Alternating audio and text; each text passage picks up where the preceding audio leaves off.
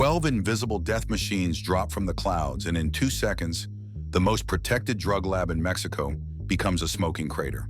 The cartel bosses thought their jungle fortress was untouchable, but they were wrong. Hidden beneath thick trees, this billion-dollar fentanyl factory had fed poison to American streets for years, until President Trump said no more and went the extra mile to stop them. But how did we get here? And what happens when criminal kings meet military monsters? Join us as we find out the impact of 12 United States fighter jets on a cartel's drug lab. The water trough slides away with the press of a button. Beneath the fake farmhouse floor, a concrete staircase descends into darkness, the underground palace of Mexico's most feared drug lord. Rafael Caro Quintero built his empire on blood and fear. In the 1980s, this kingpin didn't just sell drugs, he invented the playbook that every cartel still follows today. Known as the narco of narcos, Quintero created the first major cocaine routes from Colombia through Mexico into American cities. His Guadalajara cartel moved tons of white powder across the border, while Mexican police looked the other way. But Quintero's real power came from his willingness to kill anyone who threatened his business. In 1985, DEA agent Enrique Kiki Camarena got too close to exposing cartel operations. Quintero's men kidnapped the American agent and tortured him for 30 brutal hours before wrapping his body in plastic. The murder sent shockwaves through both governments and marked Quintero as America's most wanted fugitive. Prison couldn't hold the drug lord forever. After serving decades behind bars, a Mexican court freed Quintero on a legal technicality in 2013. The 60-year-old grandfather walked out of his cell and vanished into the mountains of Sinaloa. For 9 years, he rebuilt his criminal empire from hidden bunkers carved deep into mountain rock. The Trevino Morales brothers took cartel brutality to new levels. Miguel, nicknamed Z40, and Omar, known as Z42, started as elite Mexican soldiers before deserting to join the criminal underworld. These former military men created Los Zetas, a cartel that operated more like an army than a drug gang. They recruited other deserters, turning special forces training into tools of terror. The brothers ruled through fear that froze entire cities. Their gunmen patrolled streets in armored trucks, collecting taxes from businesses and executing anyone who refused to pay. Los Zetas controlled drug routes, kidnapping networks, and human trafficking operations across northeastern Mexico. Even from prison cells, the brothers continued running their criminal empire through coded messages and corrupt guards. Vicente Carrillo Fuentes inherited the bloodiest throne in Mexico. When his brother Amado, the Lord of the Skies, died during plastic surgery in 1997, Vicente took control of the Juarez cartel. This organization turned the border city of Ciudad Juarez into a war zone where over 10,000 people died in cartel battles between 2008 and 2012. Vicente's power came from controlling the most valuable real estate in the drug trade, the bridges connecting Juarez to El Paso, Texas. Every gram of cocaine, heroin, and fentanyl that crossed these checkpoints generated millions in profit. The cartel bought entire police departments, judges, and government officials to protect their smuggling operations. These crime bosses shared one deadly mistake. They believed their bunkers made them invisible. Quintero hid in mountain caves equipped with satellite internet and encrypted phones. The Trevino brothers built underground command centers with multiple escape tunnels. Vicente constructed safe houses behind bulletproof walls and armed guards. But technology was changing the game. American spy satellites could detect heat signatures from hidden laboratories. Cell phone towers recorded every encrypted message. Banking computers tracked every money transfer. The kings of Mexico's underworld had built their empires in an analog age. But digital hunters were closing in fast. Their decades of untouchable power were about to meet America's most advanced military technology. But these untouchable kings made one fatal mistake that would destroy them forever. What happens when America stops treating cartels like criminals? January 20th, 2025 changed everything. President Trump sits in the Oval Office, his pen hovering over an executive order that will rewrite the rules of America's drug war. With one signature, Mexican cartels transform from criminal organizations into something far more dangerous in the eyes of American law, foreign terrorist organizations. The designation places Mexico's most powerful cartels in the same legal category as ISIS and Al-Qaeda. The Sinaloa Cartel and Jalisco New Generation Cartel now face the full weight of America's counterterrorism apparatus. This isn't just paperwork, it's a declaration of war that unlocks military powers reserved for America's deadliest enemies. The legal shift creates terrifying new realities for anyone connected to cartel operations. Under terrorism laws, providing material support to designated organizations carries penalties of up to 20 years in federal prison. The definition of support stretches far beyond drug trafficking. Paying protection money, transporting goods through cartel territory, or even family members sending money home could trigger terrorism charges. Maria del Rosario Navarro Sanchez becomes the first person charged under these new rules. The 39-year-old Mexican woman supplied grenades to the Jalisco New Generation Cartel and helped smuggle migrants, firearms, money, and drugs across the border. Federal agents display her golden AR-15 rifle, nicknamed El Dorado, as evidence of her terrorist connections. Her case sends shockwaves through cartel networks. Anyone helping these organizations now faces terrorism prosecution. The Pentagon receives authorities that transform America's approach to the cartel threat. CIA operatives gain permission to conduct covert operations on foreign soil without traditional law enforcement constraints. Military commanders can now plan cross-border strikes using the same legal frameworks that authorized hunting Osama bin Laden in Pakistan. The most advanced military surveillance systems on Earth pivot from Middle Eastern battlefields to Mexico's desert borderlands. Intelligence agencies deploy technology originally designed to track terrorist cells against cartel networks. Predator drones reposition from Syrian air bases to staging areas along the southern border. Special Operations Command drafts contingency plans for rapid insertion teams that could eliminate high-value targets and extract within hours. The same military machine that dismantled ISIS begins focusing on criminal organizations operating just beyond America's southern border. Mexican cartels face surveillance capabilities they cannot comprehend or counter.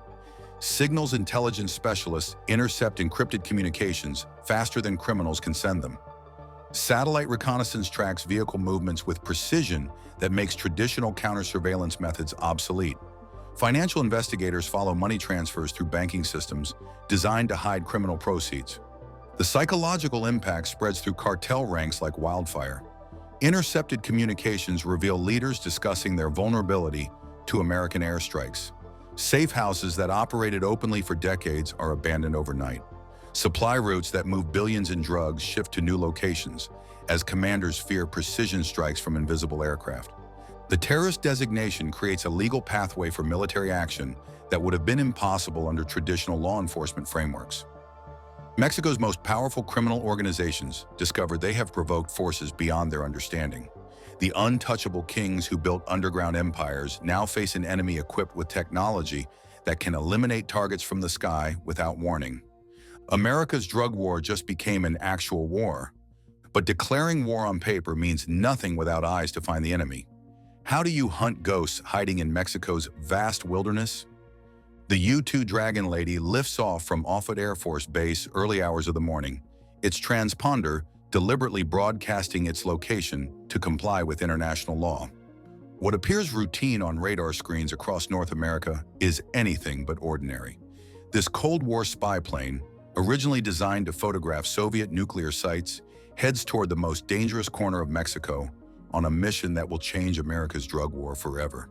6 hours later, the aircraft banks sharply along Baja California's coastline, its sensors trained on dusty settlements below where billions of dollars in fentanyl begin their deadly journey north. The plane never crosses into Mexican airspace, but it doesn't need to. From 70,000 feet above sea level, its advanced cameras can capture license plates on vehicles moving through Sinaloa cartel strongholds. Every radio transmission, every cell phone call, every digital footprint of the criminal empire below gets vacuumed up by equipment built to penetrate the Iron Curtain. This single surveillance flight triggers the most dramatic escalation in border intelligence operations since World War II. Within days, Pentagon officials authorized an unprecedented surge in aerial reconnaissance missions. The normal pattern of one monthly surveillance flight explodes to 18 separate operations in just 10 days. Navy P-8 Poseidon aircraft, designed to hunt Russian submarines in the Pacific, suddenly prowled desert borderlands with powerful radar arrays scanning for cartel communication networks. The technological arsenal deployed against cartels represents decades of American military innovation. Each P-8 carries sensor packages worth more than most small nations' annual budgets. Their ability to intercept communications from hundreds of miles away means cartel leaders can no longer assume encrypted satellite phones provide security. The U-2 flights bring even more sophisticated capabilities, using synthetic aperture radar to peer through clouds and darkness, building detailed maps of cartel infrastructure hidden for generations. Mexican Defense Minister Ricardo Trevilla confirms his government detects these flights, but acknowledges his forces have no way to determine what intelligence Americans are gathering. The spy planes maintain legal flight patterns in international airspace, while systematically cataloging the entire operational structure of Mexico's most powerful criminal organizations.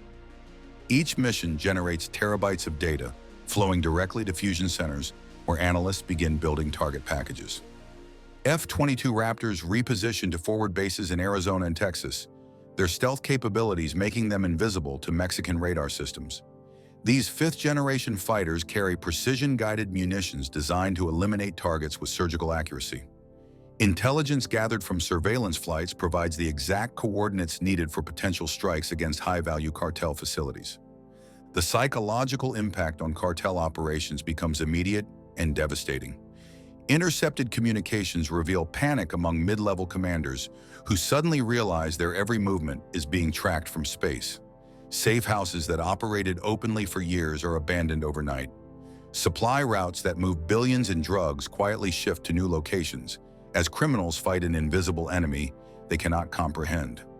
The secret flights transform American counter-narcotics strategy from reactive law enforcement to proactive military targeting. Federal agencies that once waited for tips from informants now possess real-time surveillance of entire criminal networks. The ancient cat-and-mouse game between smugglers and border agents evolves into something far more dangerous as America's most advanced military surveillance systems focus on a new enemy operating just beyond the southern border. Deep in the Sonoran jungle, a fentanyl laboratory processes chemicals that will kill thousands of Americans. The workers inside have no idea that overhead, invisible eyes are already painting their facility with invisible crosshairs. But surveillance alone never wins wars. It only reveals where the real battle begins. What happens when two presidents play chicken with a trillion-dollar economy? The ultimatum arrives on a cold January morning. President Trump's tweet cuts through diplomatic niceties like a blade. Mexico has until February to crush the cartels or face crushing 25% tariffs on all imports. $400 billion in annual trade hangs in the balance. For President Claudia Sheinbaum, the message is crystal clear. Deliver results or watch Mexico's economy collapse. Sheinbaum faces an impossible choice in her emergency cabinet meeting at Los Pinos. Foreign Minister Juan Ramón de la Fuente spread satellite images across the conference table showing American military assets massing along the border. Predator drones relocated to forward bases in Texas and Arizona. The threat isn't just economic, it's existential. Her public response comes swift and defiant. Standing at her presidential podium, Sheinbaum rejects any American military intervention on Mexican soil. Her words invoke memories of 1914, when United States naval forces occupied Veracruz for 7 months, leaving over 400 dead. Mexican officials privately compare the crisis to that dark chapter when foreign forces violated their sovereignty. The ghost of Veracruz haunts every conversation as leaders realize they face a similar crossroads.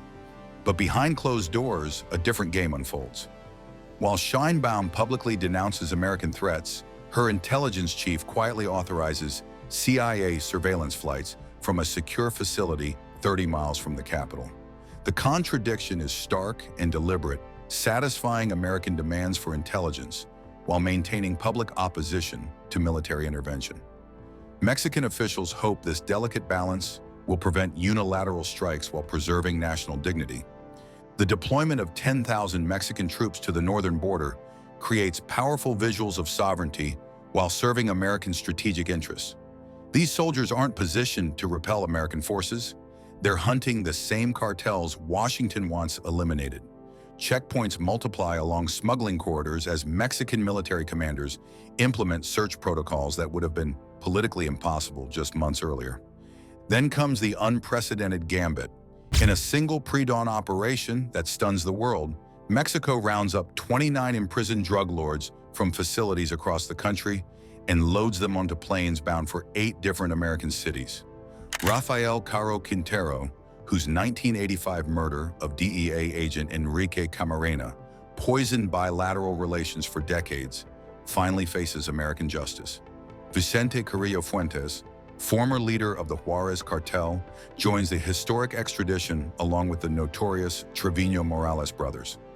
Former DEA operations chief Mike Vigil calls it historic, a clear sign of Mexico's desperation to avoid economic punishment. This isn't standard procedure. Typically, Mexico extradites prisoners individually after lengthy legal processes. Mass extraditions are extremely rare, and 29 at once is unprecedented. The operation requires military precision. High-security prisoners are extracted from different prisons simultaneously to prevent allies from organizing resistance. They're transported under heavy guard to military airfields where American aircraft wait. The logistics are complicated by the need to distribute prisoners to different jurisdictions based on their outstanding charges. The timing is deliberate. A high-level Mexican delegation, including Foreign Affairs Secretary Juan Ramón de la Fuente, sits in Washington meeting with Secretary of State Marco Rubio. The extraditions represent a show of good faith during negotiations aimed at preventing economic disaster. Trump announces a 30-day suspension of threatened tariffs, giving both countries time to develop a comprehensive security plan. The reprieve comes with conditions. Mexico agrees to deploy additional troops and intensify operations against fentanyl production. But the crisis has awakened something far more dangerous. Deep in the Mexican jungle, American eyes in the sky have already identified their next target. What happens when diplomacy fails and stealth fighters become executioners? The jungle is quiet, but hidden beneath a thick canopy in the heart of Sinaloa. The cartel's fentanyl laboratory pulses with deadly activity. Chemicals boil in industrial vats, while masked workers measure powder that will kill thousands of Americans. Trucks idle nearby, ready to transport their lethal cargo north. This fortress seems untouchable.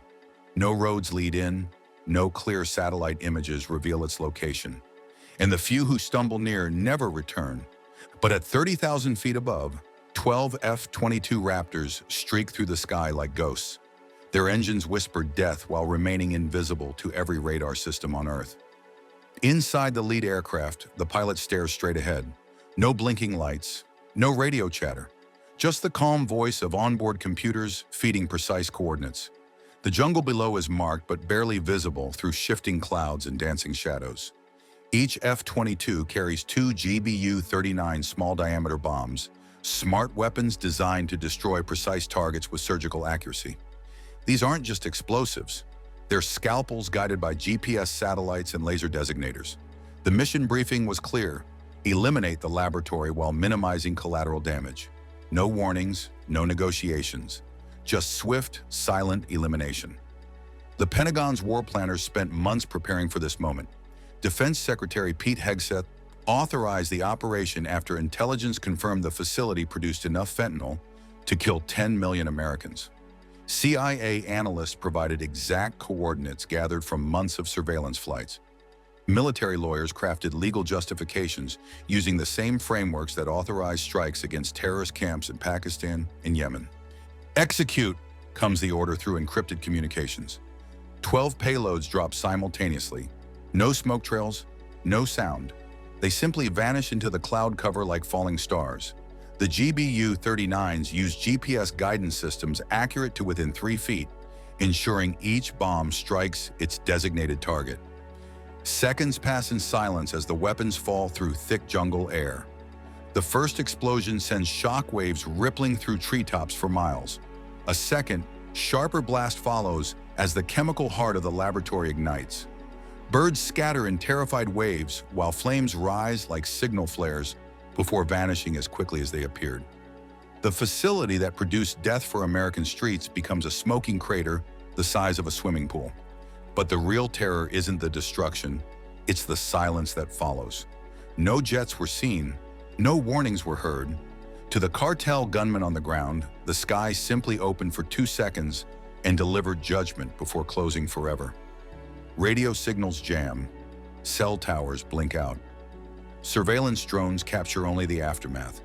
Twisted metal, abandoned trucks, and the complete obliteration of a billion-dollar operation. Word spreads through encrypted cartel communications like wildfire. "They know where we are," becomes the whispered message passed between frightened commanders. Laboratory workers abandon their posts, supply convoys scatter into the mountains. The invisible strike paralyzes criminal operations across multiple states as leaders realize nowhere is safe from American military technology. The F-22s have already turned toward home base. Not a single aircraft was detected, tracked, or touched. Ghost-like, they delivered their blow and vanished into the sky. Back in dark hangars, ground crews refuel the Raptors, while mission planners select the next target from a growing list of cartel facilities. The strike represents a fundamental shift in America's approach to the drug war. Criminal organizations that once operated with impunity now face the same military technology used against terrorist networks in Afghanistan and Iraq. The cartels built their empires believing geography and corruption provided protection. They never imagined facing an enemy that could eliminate targets from invisible aircraft guided by satellite precision. This isn't law enforcement anymore. When the world's most advanced military targets criminal organizations, the rules change forever. The cartels wanted war. Now they face an enemy they cannot see, cannot touch, and cannot defeat. Thanks for watching. While you are still here, click on the link on your screen to check out another of our videos. See you there.